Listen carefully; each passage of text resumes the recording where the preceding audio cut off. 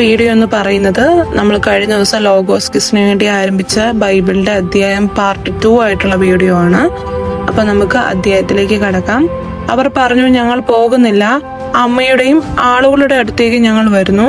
എന്നാൽ നവോമി പറഞ്ഞു, എന്റെ മക്കളെ, നിങ്ങൾ തിരിച്ചു പോകുവിൻ. എന്തിന് എന്നോട് കൂടി വരുന്നു? നിങ്ങൾക്ക് ഭർത്താക്കന്മാരാകാൻ എനിക്കിനി പുത്രന്മാരുണ്ടാകുമോ?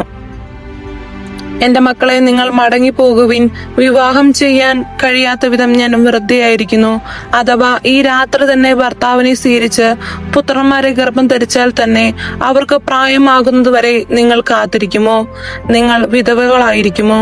ഇല്ല മക്കളെ, കർത്താവിന്റെ കരം എനിക്കെതിരായി ഉയർന്നിരിക്കുന്നു. നിങ്ങളെ പ്രതി ഞാൻ അത്യന്തം വ്യസനിക്കേണ്ടി വരും. അവർ വീണ്ടും പൊട്ടിക്കരഞ്ഞു. ഓർഫ അമ്മായിമ്മയെ ചുംബിച്ചു വീട വാങ്ങി. റൂത്ത് അവളെ പിരിയാതെ നിന്നു.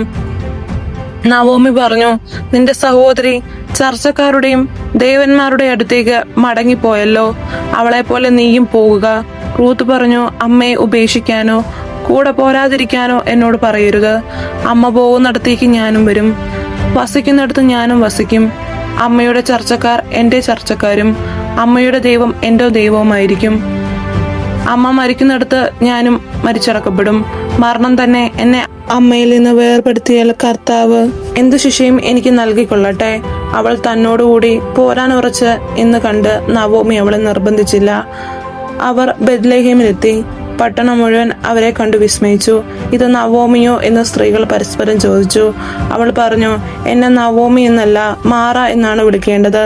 സർവശക്തൻ എന്നോട് വളരെ കഠിനമായിട്ടാണ് പ്രവർത്തിച്ചത്. എല്ലാം തികഞ്ഞവളായി ഞാൻ ഇവിടെ നിന്ന് പോയി. ഒന്നും ഇല്ലാത്തവളായി കർത്താവിനെ തിരിച്ചയച്ചു. കർത്താവ് എന്നെ ഞെരുക്കുകയും സർവശക്തൻ എനിക്ക് ആപത്ത് വരുത്തുകയും ചെയ്യുമ്പോൾ എന്നെ തന്നെ നവോമി എന്ന് വിളിക്കുന്നു. അങ്ങനെ നവോമി മൊബാബിൽ നിന്ന് അവിടുത്തേക്കാരിയായ മരുമകൾ റൂത്തിനോട് കൂടെ തിരിച്ചെത്തി. ബാർലിക്കൊയ്ത്ത് തുടങ്ങിയപ്പോഴാണ് അവർ ബെത്ലഹേമിലെത്തിയത്.